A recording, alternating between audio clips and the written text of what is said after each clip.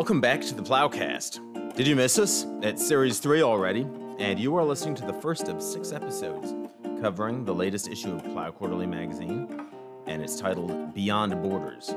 We've got a lot in store for you. We'll be talking nations, states, empires, borders, and all things Christian nationalism. I'm Susannah Black, senior editor at Plough Quarterly. And I'm Peter Momsen, editor-in-chief of Plough. And if you haven't already, you should really catch up on our growing back catalog of episodes. So this is the episode where the Catholics and the Anabaptists talk about how much they love Christendom and how suspicious they are of the nation-state. We are going to talk about Pete's lead editorial, and then we're going to hear from friend of the pod, the Bruderhof's favorite integralist, Potter Edmund Waldstein. So, Peter, what is this editorial that you have written for us? It's about why you should not learn Esperanto. But, Peter, we used to publish this magazine in Esperanto. Right, which is one of the cool little details that got me on this going. So the editorial is called On Not Knowing Esperanto, obviously kind of playing on Virginia Woolf here.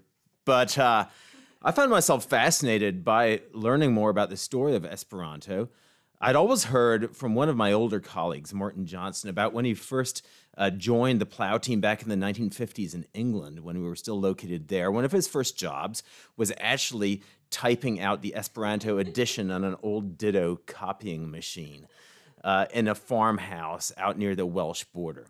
So I dug into it on this editorial, and it was invented back in the late 19th century in what's now Poland by a Polish Jewish ophthalmologist who was living in a town, Białystok, I believe is the way you pronounce it, where the Russian Empire, who controlled the town just then, after Poland's partition, had forbidden the public speaking of Polish. And so this was a deeply divided town with 4 different linguistic groups in it. There was Germans, Jews, Russians, and Poles.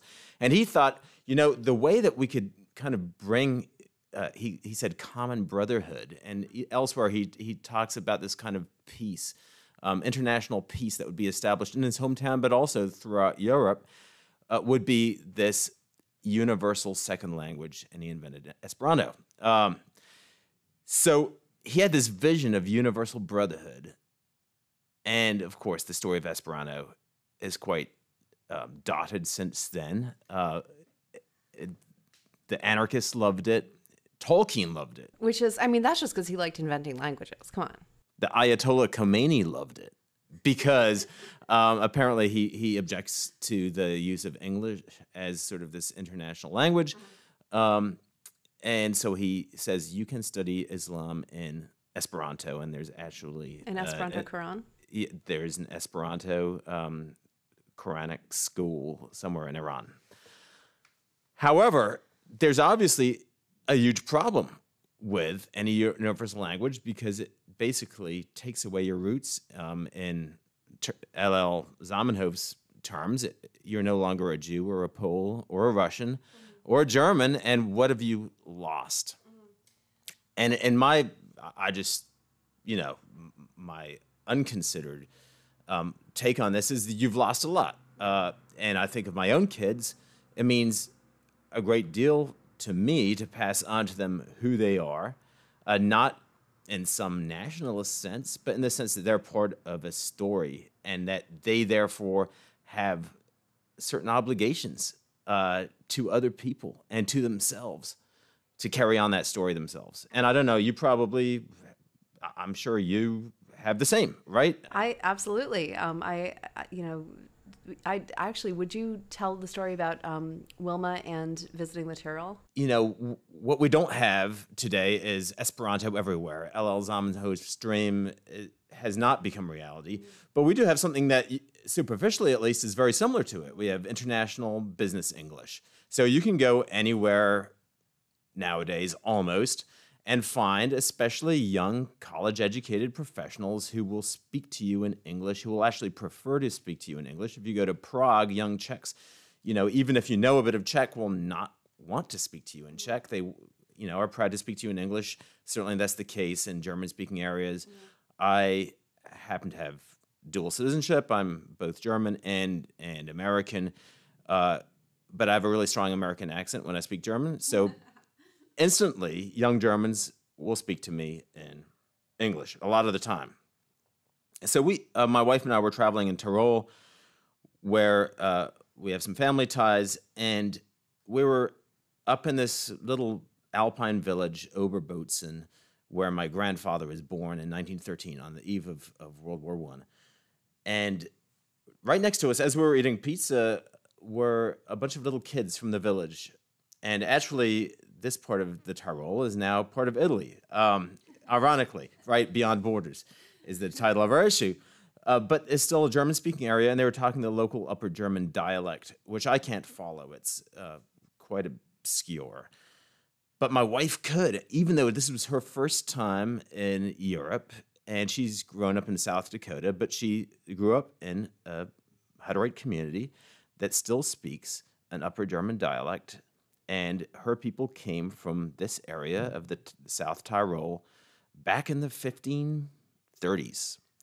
And she was hearing her mother tongue being spoken by these little kids right by the pizza place.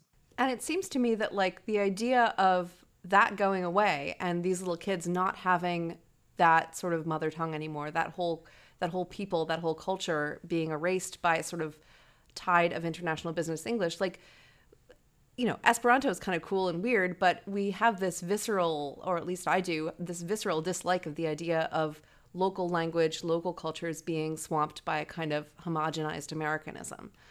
And yet there's this weird sort of beauty, or at least there's something that, you know, the ophthalmologist, whose name I am not going to attempt to pronounce, was getting at. And even the idea of brotherhood, the idea of, you know, there is no more Czech or Jew or German or Russian, but we're all one. Like, obviously that has echoes in Christian theology. And so there's a way in which this can superficially seem like a really good idea. Yes, let's just have one big global monoculture. And, you know, nationhood, nationality, not in the political sense, but in the sort of the sense of peoplehood, we can move beyond that. And yet, like, actual Christian theology is quite different and interestingly different. So the way that I had thought about this is, you know, you kind of think about, all right, so the Tower of Babel happens, and originally there was this one language, and then as punishment for attempting to, you know, build a tower to reach the heavens, all the peoples were scattered and their languages were confused. This is bad. Different languages are therefore bad. And then you've got, you know, many, many thousands of years later, you have Pentecost. And on Pentecost, Babel is healed, but it's healed in this really interesting way. So it's not that everyone once again is speaking whatever that, you know, original human language was, some Proto-Indo-European something or other. It's that everyone is speaking their own language and understanding the apostles' preaching in their own language. And that kind of healing is sort of very typical in a weird way of God. God does things like this. And I actually think kind of is a sort of beautiful sort of picture of the value of cultural difference, and, you know, with linguistic differences as one of those things. And yet, in the face of that, we still have brotherhood, but it's a complicated kind of brotherhood. Well, it's a brotherhood that takes seriously our difference, and that doesn't erase it, that doesn't turn everyone into the kind of professional managerial class, college-educated, from nowhere type of person that you can encounter, you know, all over the developed world today. When you go to Prague, you want to be in Prague. When you go to Bogota, you want to be in Bogota. Yeah. You know, when you go to Shanghai, you want to be in Shanghai. Yeah. At least I do. I don't want to just meet more cookie cutter of the same. Let's step back, though. I mean, you know, and Pentecost really is where this all comes together. The church is a church of all nations, that all nations are gathered together and yet remain nations. And probably Acts 2 will continue to be, you know, the chapter in the Bible that we most frequently return to in this podcast, because it should be. But let's take on this first episode, let's take a step back and let's talk about what the stakes of this are. We see around the world various nationalist movements reacting to this kind of homogenizing internationalism, globalization. A lot of those movements are pretty ugly. We see just in the last few months with the events in Afghanistan, in Haiti, in other parts of the world, and the debate over who and how many people should be let into the United States or other countries, a pretty strong debate about what roots and identity and preserving social cohesion and preserving national cultures should be, including among Christians, and especially among conservative Christians. So I just feel, Susannah, that if you look at global politics, and specifically at the politics in the United States, the stakes of the issues we're going to talk about in this series of podcasts are pretty high. But I think, you'll agree they're also kind of high in terms of some felt needs in our culture. Yeah. So Simone Weil, or Simone Weil, who I can never figure out how to pronounce it, wrote a book called The Need for Roots. And that phrase just sticks with me because it's something that people, I think, I don't know if people are like noticing it more because they're feeling unrooted, because we move so much, because we were less connected to our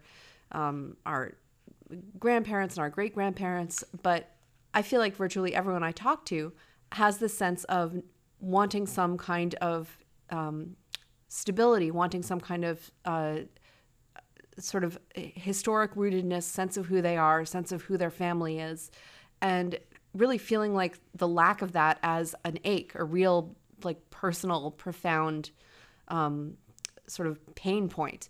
And to say that you shouldn't feel that or you shouldn't have that hunger is like telling a hungry person that they shouldn't be hungry because it's wrong to be hungry.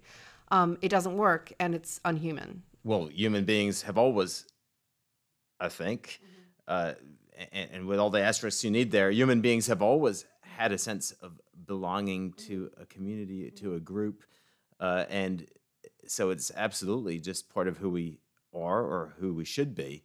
I mentioned in my editorial 2 books that, to me, illustrate that. It's Michael Brendan Doherty's My Father Left Me Ireland, where he speaks about his absent Irish father. He's being raised in northeastern United States. His Irish father is away, and his search for roots, his learning the Irish language, his desire to pass that on to his own kids, I found profoundly moving.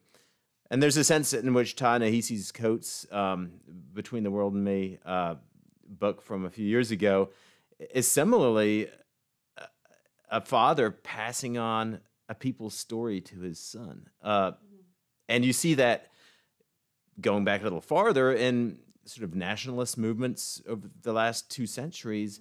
Again and again, it's people, whether it's Pedro Albizu Campos in Puerto Rico, whether it's the Irish nationalists fighting against the British, whether it's Jose Marti stoking a sense of Cuban national pride to resist the colonialists. You see the same in African countries, in Asia. Our people have a story. You, my child, belong to this story. I want to pass this on. I want the stories of your ancestors to live on in you. Those are things that really belong to being human. And yet, in this sort of international business, English, cosmopolitan, professional managerial class, whatever kind of acronyms you want to throw at it, get lost. They have no place.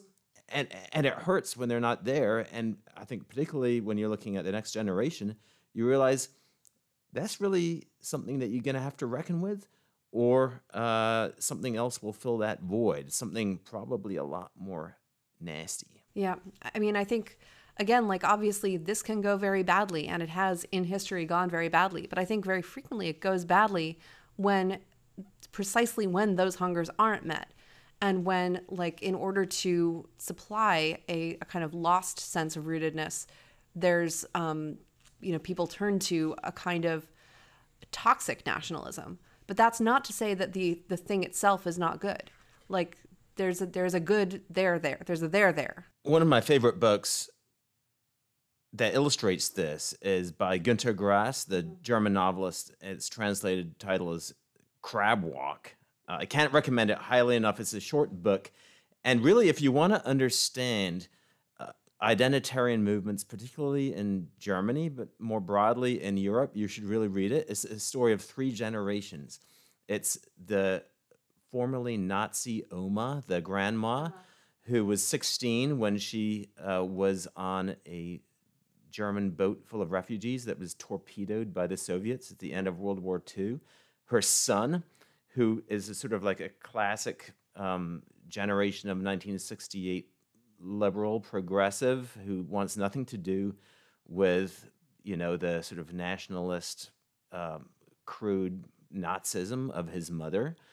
And then there's his own son who reconnects with grandma in a horrible way. But it was actually the son's fault, in a way, for not providing his son with a positive sense of who he was. In my reading of the novel, he left a void in his 16-year-old, which was answered by the unreconstructed, both Hitler and Stalin loving grandma. Wow. Because she had something solid to offer. Yeah. And of course, the results were tragic, but it's also a hilarious novel. It's not only dark. I mean, if you think about it as a hunger, people are going to eat poison if they can't get good food. And so I think one of the things we have to figure out is, both from a theological perspective and a kind of anthropological perspective, like, what is that good food? What is that good kind of belonging? And how to feed that so that people don't go around looking for poison and ending up, finding grandma's old Nazi propaganda or something. Let's take a risk here, Susannah, and actually stake out some positions at the beginning of this series of a podcast. And let's go back to the story of Pentecost in Acts that you referenced, the way that Scripture seems to both affirm roots, identity, nationhood, most famously in the story of Israel itself, and yet to radically subvert them. And there's an interesting way in which the way that the New Testament treats the family is pretty similar to this, that the family and marriage is, on the one hand, radically affirmed and radically subverted. Yeah. So let's see if we can sketch out a few kind of theses that we're going to explore here. Go for it. We've already come out against Esperanto, so our like... Yeah, that was, okay, that's our prolegomenon is no Esperanto. Yeah. But the first kind of thesis is roots and nationhood and identity are good. They're good human things. And then I think our second one, though, to complement that, is that there is an almost unconditional, categorical imperative. You're going to hate that phrase. Yeah, you really trigger me with that. For Christians to welcome immigrants and especially refugees. Yeah. This is not one of the maybe if you feel like it things. This is not one of the, well, subject to prudence things. Scripture, again and again, says care for widows, orphans, the stranger. And that, in our thesis here that we're going to get into, definitely applies to the southern border. It applies to people coming from Afghanistan and Haiti. And how does that fit together with thesis number one, that nationhood is good? And then third, finally, is that the idea of a universal civilization, some people would say Christendom. Anabaptists might quibble with that, but there's an idea within Christianity of a universal brotherhood of man and woman. And a universal brotherhood of nations, too, where national sort of particularity within this brotherhood is respected. But there's still a brotherhood that transcends that. So our thesis, third thesis, is that something in that Christendom idea might be something there. There's a there. So now, have we said enough to get ourselves canceled by everyone? Oh, absolutely. Everyone hates us now. We've done it. So I'd like to talk a little bit more about the refugee part of it, because I think, because of some of the other things we're going to talk about, that we need to keep our eye on what it actually means to, quote, preserve national identity by shutting people out. I remember most vividly, as you know, I spent a bunch of my life in Nicaragua, and I have friends down there. And I remember that one of my friends, at a point when he had 3 kids, my age, 2 of them had really severe childhood asthma. He was only be able to earn a few dollars a day. His infant daughter was wheezing, gasping for breath, several days of month. It was an agonizing thing for a parent to watch, particularly if you don't have money to buy basic asthma drugs. Horrible. And he wanted to illegally immigrate to the United States, and at the time I advised him against it. It was one of the times when border policies had just been cranked up. And he asked me, why don't you want people like me in your country? Why can't I get asthma medications for my 18-month-old daughter? And to me, that is the kind of question that you better have a daggone good answer to if you're saying, no, we better throw up some more border walls in the name of national cohesion. And it has to be a better answer than, well, in my old high school town of Kingston, it used to have, the main street used to be hot dog stands and pizza shops, and now there's all kinds of Salvadoran restaurants, and that just bugs me. That's not a good enough reason, for little Melanie Condega not to get her asthma drugs. And I think there's, again, biblical reasons to think about this, because the prophets tell us that whole nations, not just individuals, are going to be judged by the way the stranger, the widow, and the orphan are treated.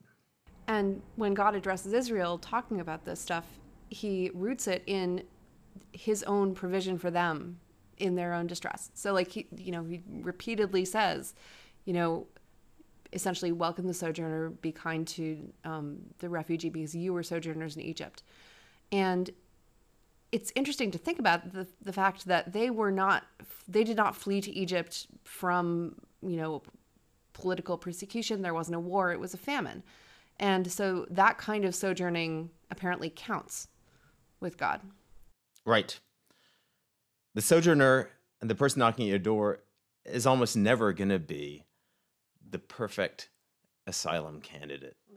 And I know from my own community's experience, my grandparents were refugees from Nazi Germany, pacifists, knocked at the United States door in 1940 and said, can we come in? And the United States said, no, we don't want pacifists here.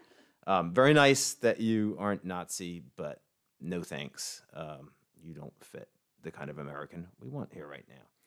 So obviously, that type of story, I think, helps maybe temper the wrong kind of nationalism.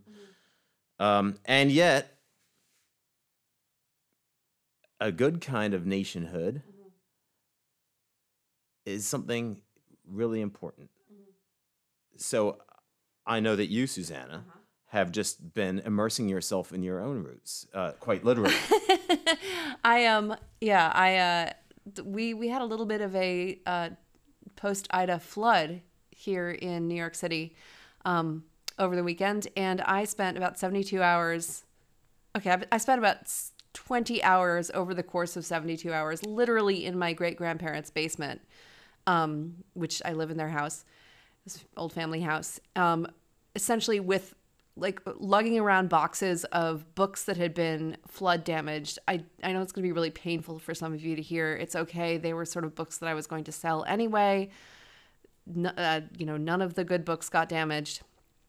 So I spent the weekend with mud from my great-grandparents' cellar under my fingernails. And that is, I felt very racinated, shall we say, possibly radicalized too. Deeply rooted. You were Deeply no rooted. longer just a cosmopolitan I from was nowhere. You were from a very particular spot. I was no longer. I was an extremely rooted cosmopolitan at that point. And you know, one of the many things to think about in trying to balance these apparently competing imperatives of rootedness and, you know, welcome to especially refugees is there are all different kinds of sort of rootedness that we need. Like, if you don't have a, you know, deep family roots or, you know, good parenting or people who, you know, have given you the sense that there's a solid ground for you to launch from, that is a lack, and that can't be made up for by a kind of strong ethnic national culture.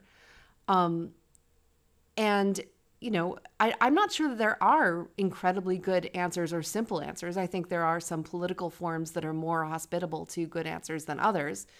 I'm, in many cases, very suspicious of the nation state because it seems to me that it is, especially in the way that it was envisioned in the 19th century, there's this kind of purifying impulse to it, which does want to sort of stop history essentially and say this is you know, there's been you know, there's been all kinds of sort of travel and emigration throughout history, but now now we stop that. Now we just sort of go with what we are. At the same time, you know, I'm listening to this Peter Ackroyd history of England at the moment, and it is also the case that, like, ancestors of the English have been on that island for a really long time. And that seems to me to be a good. Like, people having deep, deep national roots in a place seems to be a good. And the gospel imperative and the sort of historical reality of immigration and, you know, refugeeism is also, you know, obviously not a good, but like welcoming people who need to be welcomed is a good. And I don't think that we can lose either of those. One of the best known exponents of sort of the new nationalism today is Joram Hazoni, who wrote a book arguing for it.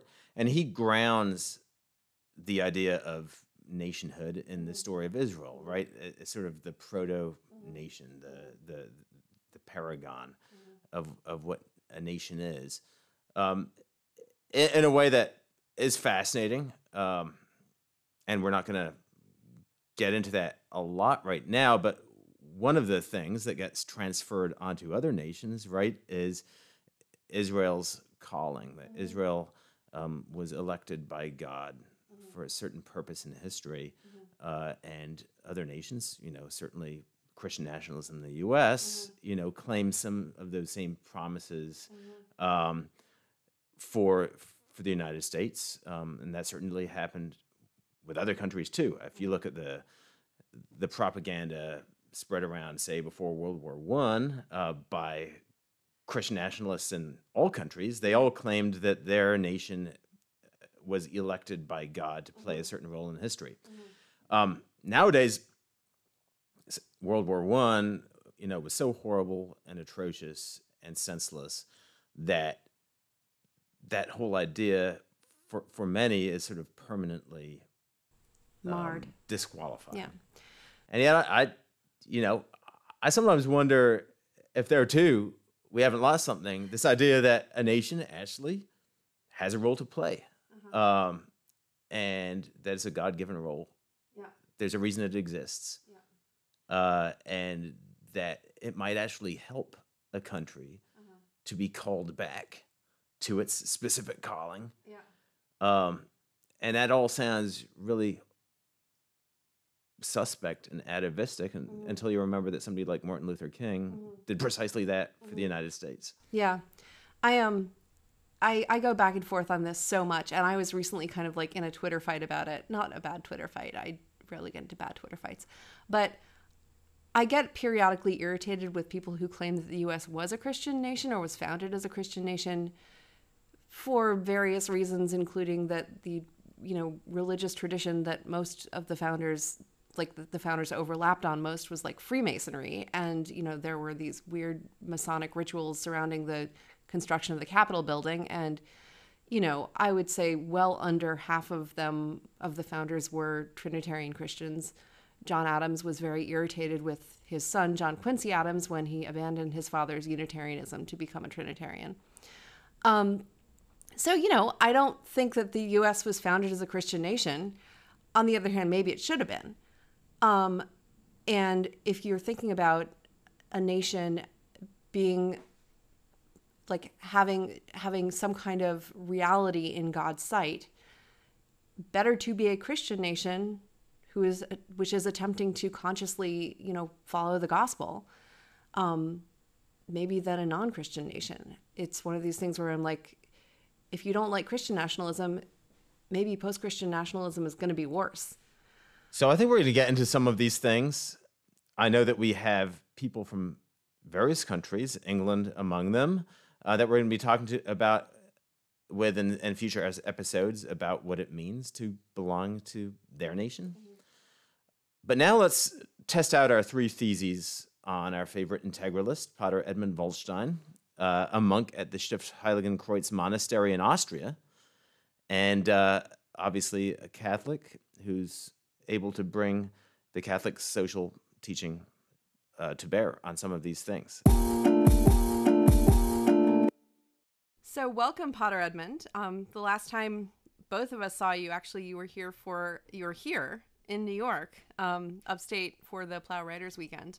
Yeah, it's great to see you again, at least over the screen. Anyway, so, as we've been talking about, this is our Beyond Borders issue, and you've got a piece in this issue.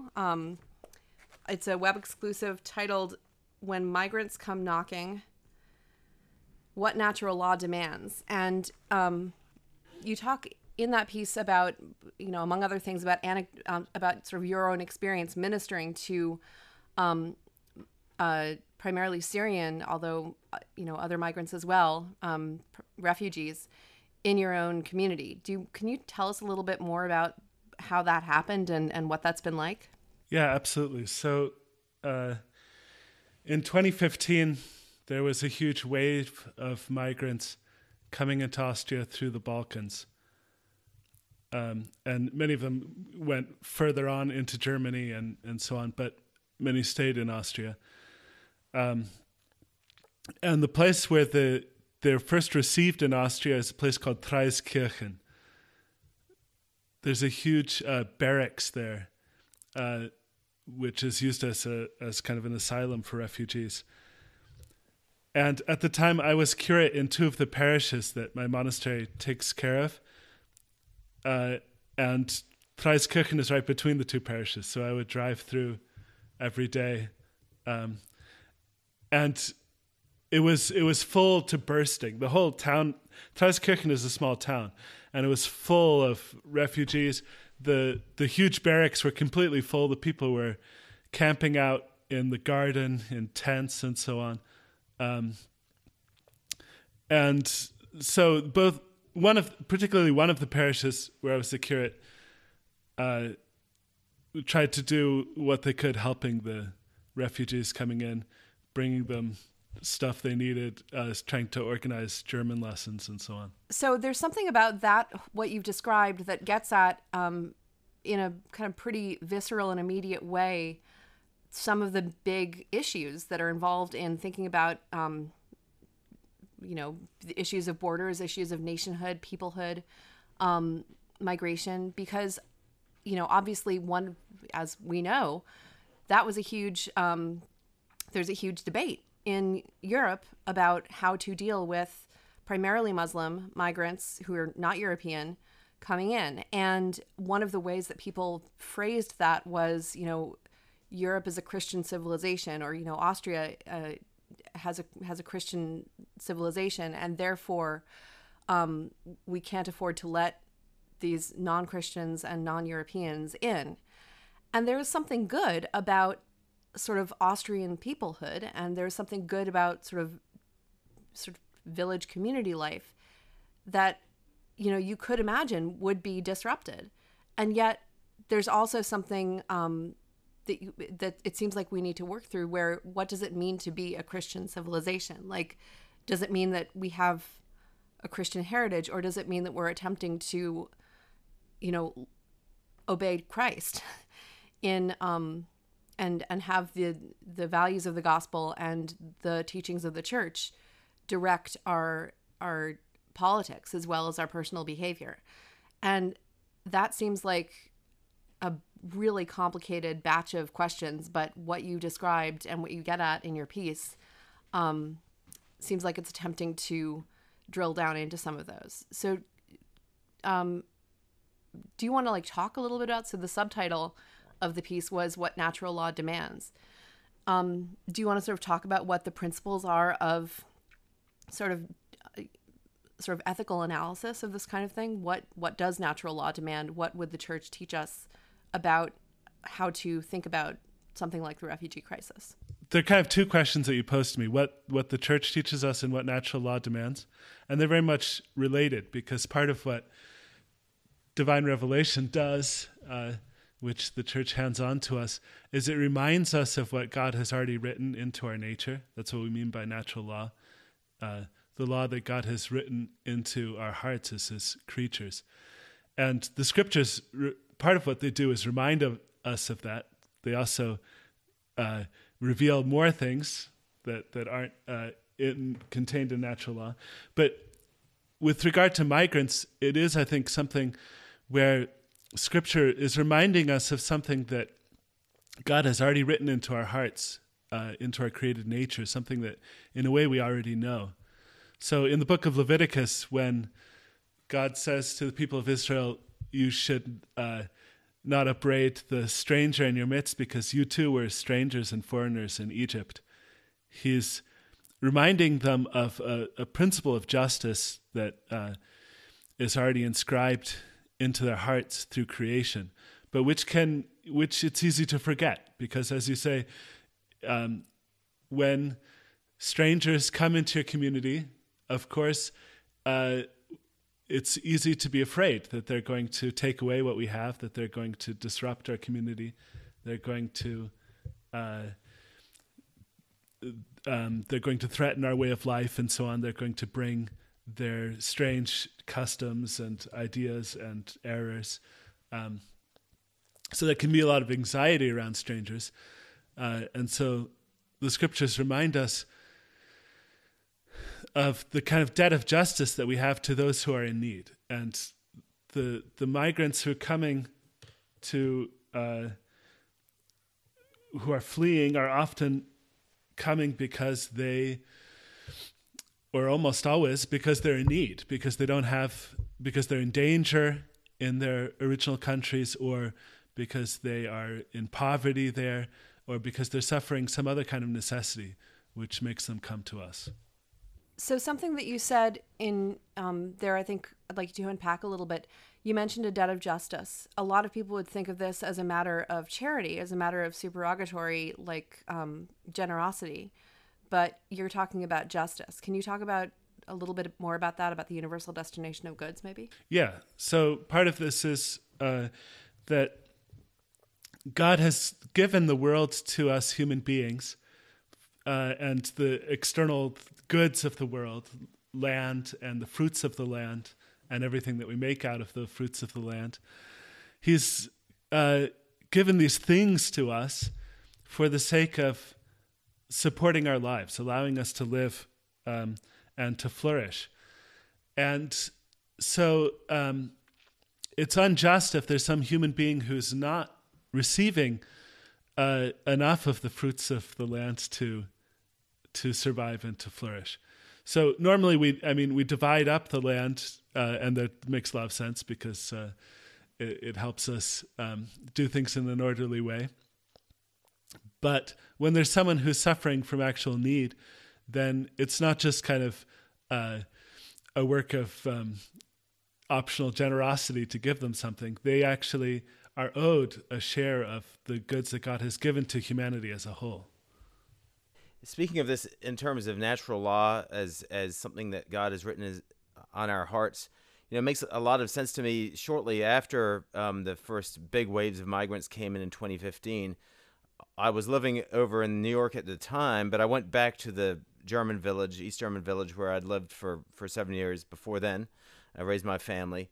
And although the tide quickly changed in German politics after that, at the time, what was remarkable to me was how there was truly a spirit of Christian love among many very non-Christian people who, from their hearts, recognized the need of the people coming, and in many cases just went to huge lengths to take care of them, to look out for them, to run soccer games and make sure that they had a place to stay and integrate them into family firms, offer apprenticeships.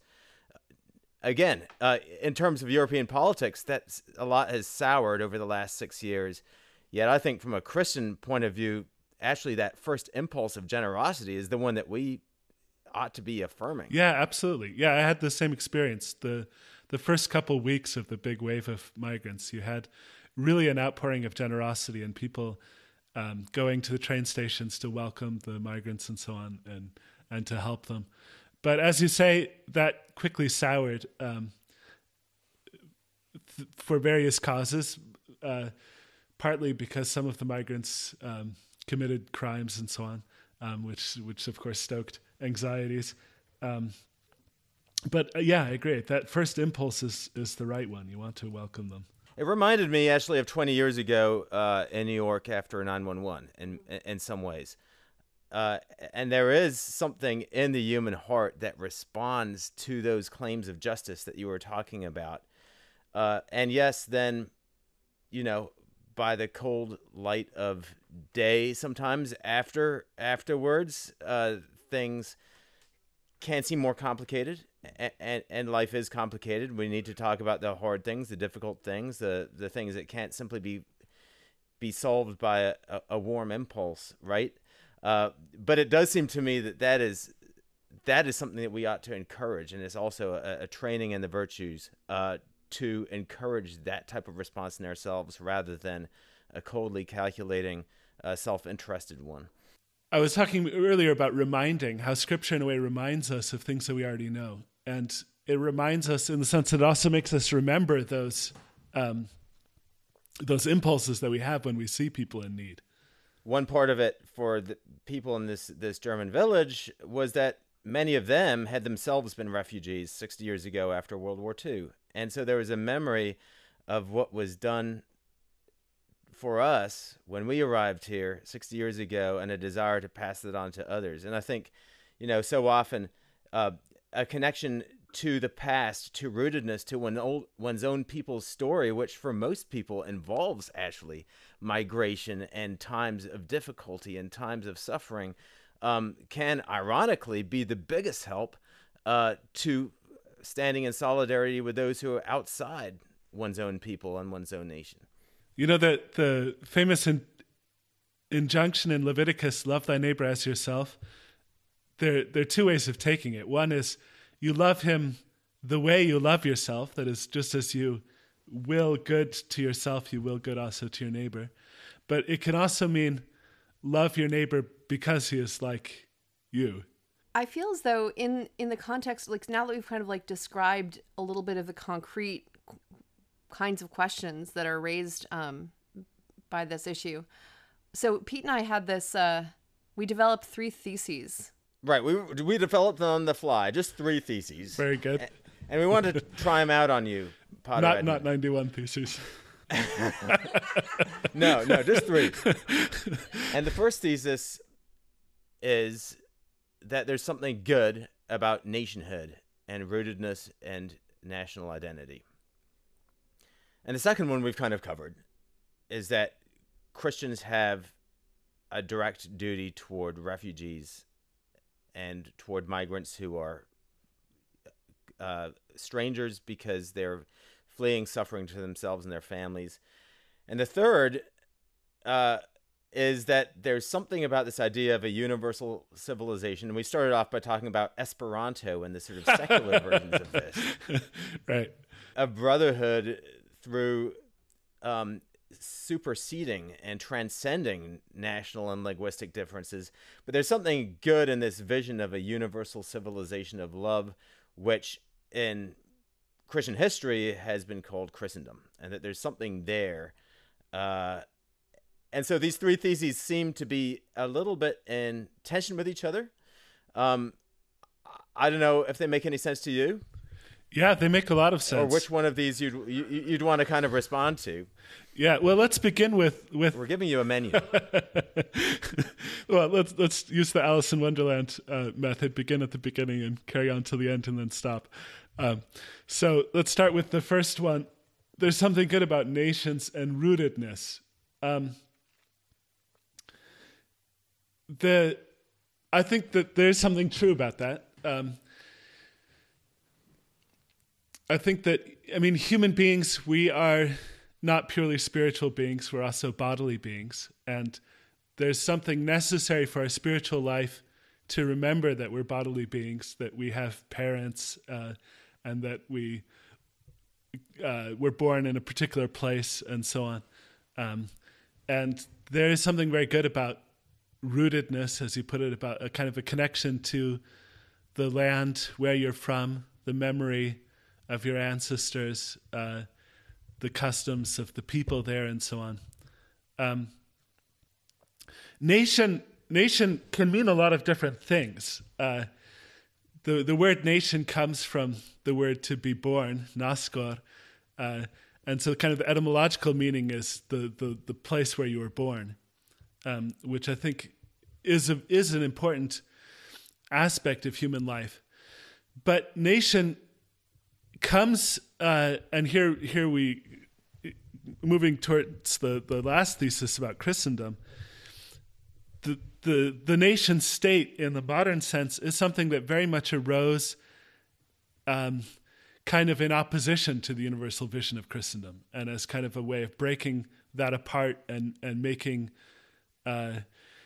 having kind of the highest and most important human community be the nation state, like a big territorial state with a sovereign ruler and a kind of homogeneous culture, one language, one poetic tradition, and nobility is found in smashing all the other nation states and being the top nation in the world and having the honor and so on.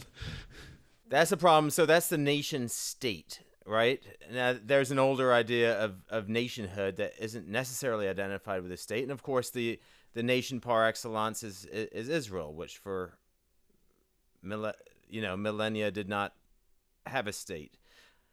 There has been recently an upsurge of interest in what's being called national conservatism, and you've mixed into those debates at times yourself, I believe. Yes, indeed.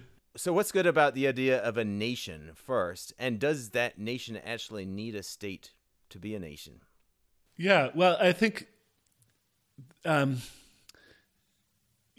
because human beings have a rational nature,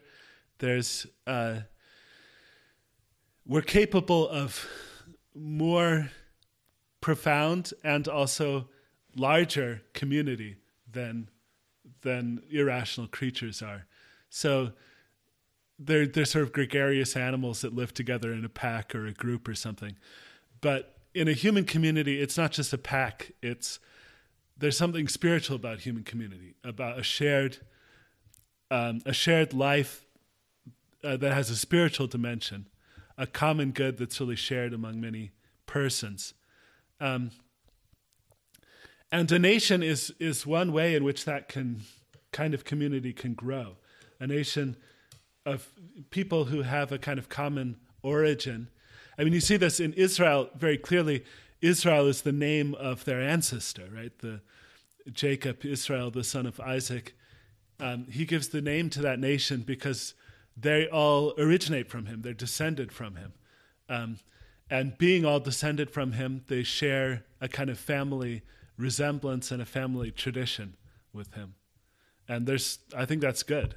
In my essay in the magazine, I go into the thought of a anarcho-syndicalist, Gustav Landauer, who's a German Jewish writer from 100 years ago, who I'm a huge fan of. And he wrote a great deal, among other things. He was one of the key inspirations for the founding of the Bruderhof movement, actually. But he wrote a great deal about the value of nationhood, but he separated it, as a good anarchist would, from the coercive power of the state, the state with boundaries defended militarily. And he spoke of, the German nation or the French nation or the English nation as communities of language and of spirit that actually extended beyond geographic boundaries. Now, that can sound all very airy, but I'll just give an example of that. German nation, for instance, beyond boundaries. One branch of my family is from Riga in Latvia, and they were Baltic Germans. And they view themselves as Germans. They viewed themselves as subject somehow to the Holy Roman Emperor. Even though they weren't politically, they were part of the Russian Empire. And they communicated with, Goethe and Fichte and so forth, the early Enlightenment figures. They were part of that. They view themselves as part of this culture, this community, this conversation, even though politically what was on their passports, down to my great-grandmother, whom I still knew, she was Russian. And so I've been playing around, and I'm not obviously trying to sketch out a new political theory here, but it just is interesting to me that the language of nation-state, of nationalism, so often can flatten and thin out and actually erase the complexity of real human experience in a lot of ways. Yeah, I think that's very true. The nation-states have this drive towards homogenization. You see this very clearly in France, where sort of local dialects are replaced by Parisian French. But you mentioned the Holy Roman Empire there, which is one way in which Christendom sort of tried to get a framework. And the Holy Roman Emperor, one of his symbols was the pomegranate, which is one fruit, very sort of beautiful, spherically shaped fruit. But if you open it up, there's hundreds of little compartments inside of it, with all these miniature fruits inside of it, as it were. And this was taken as an image of the Holy Roman Empire and of Christendom. There's a kind of overarching unity, but within that, you have all these different nations and free cities and prince archbishops and all the rest of it.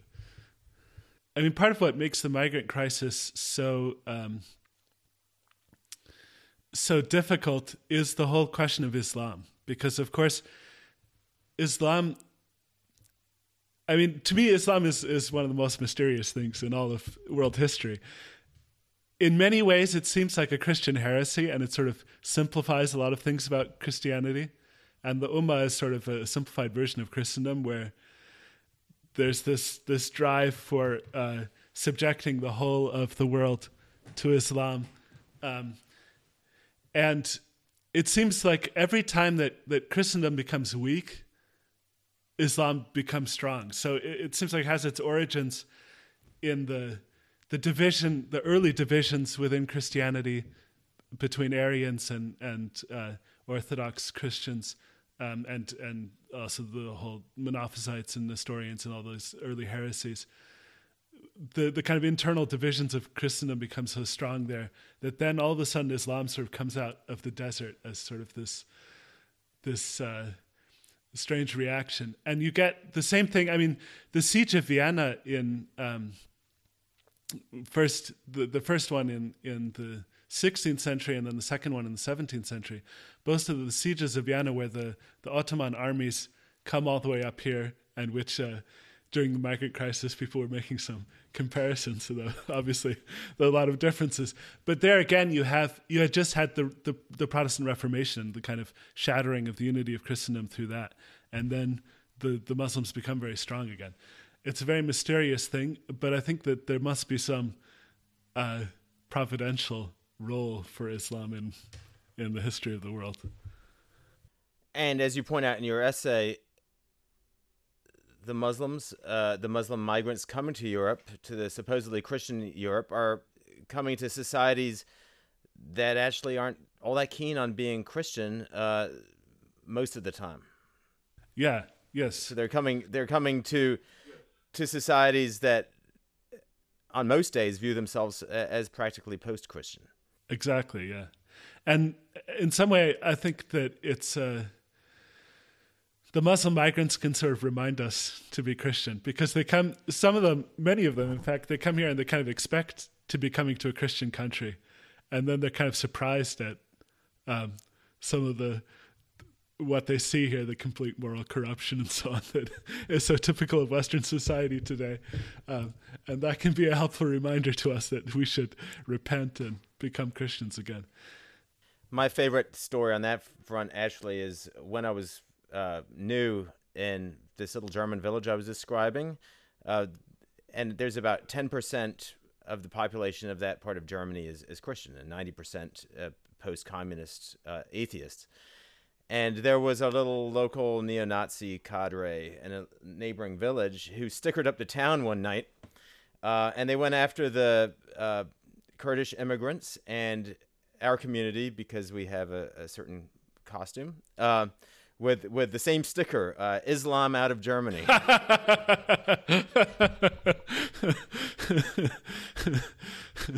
Yeah, that's funny. Yeah, I mean, you had a kind of analogous case, but at the juridical level in France, some of the rules against wearing veils that were supposed to target Muslims. So teachers in schools were forbidden from wearing veils, for example. You had all these French nuns who taught in the schools who had to remove their veils because of these anti-Muslim rules. Well, I mean, it's sort of like it's almost a reverse as well, because I remember thinking like all the anti-head covering laws that came down in France during that time. Like, this is French laïcité, which was originally aimed against Catholicism. Yes. So it's kind of like, yeah. And in many senses, you know, we found with our Muslim neighbors there and with Muslim friends here, a great deal more commonality in terms of a desire to submit to God and to live a life pleasing to God than with even nominal Christians who are not interested in those things. I wonder, Pater Edmund, would you be able to do us a favor and see if there's any way of kind of integrating our three theses of rootedness being good and duty to refugees, and then something about this Christendom thing, which I should register as an Anabaptist. I have like footnotes and asterisks under, but we'll set those aside.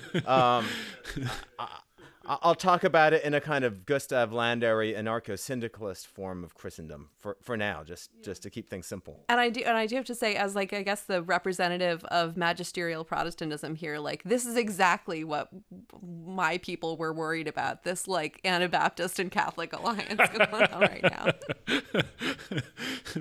We're going to undermine them. Yeah. Well, I think that the first and the third thesis are can be synthesized through what in Catholic social teaching we call the principle of subsidiarity. And subsidiarity means that the larger communities shouldn't usurp the role of smaller communities. So what can be done by the family, that shouldn't be the municipal community shouldn't shove its head in and say, all right, bedtime is going to be at such and such a time. No, you leave bedtime in the family, right? That's the proper place for that. And so one of the ideals of Christendom was, and of course, because human beings are fallen, in practice, there's going to be a lot of strife about what belongs where and who's really responsible for what. But the idea was you can have multiple levels of community that each has its own role, and the higher doesn't usurp what the lower does, but it does help the lower, and when the lower is unable to fulfill its role, then the higher can step in and help out. So you can have a supranational community, an empire encompassing the entire world, which doesn't destroy nations and say, okay, now we're all going to speak Esperanto, but which sort of looks after and fosters the nations, keeps peace among them, makes sure that they're fulfilling their roles properly. And then the nations looking at the various provinces and cities and tribes and so on that make up each nation. Again, not usurping the role, but trying to foster them. And so that's how I would see the first thesis, that there's something good about nationhood and communities with common language and history and culture and so on, and that there's something good about this overarching order of Christendom. The middle thesis, that we Christians especially, and all human beings, have a duty to welcome strangers and migrants. Part of the reason why we get these huge migrations does have to do with warring nations. We see this very clearly in Syria, where you had the civil war, but also now in Afghanistan, where you had the war against the American invaders and so on. So I think part of the role of kind of the overarching community of Christendom would be to make sure that people are welcoming strangers and in such a way that they can still keep the identity of their communities, but also to try to address things at the roots and try to make it less often that people are driven from their homes by war and famine and so on. Well, thank you, Padre Edmund. I think that gives us a lot of food for thought and synthesis to work with. And this has been a pleasure. Yeah, it was so great to talk to you. And we look forward to having you on the podcast again. Thanks so much.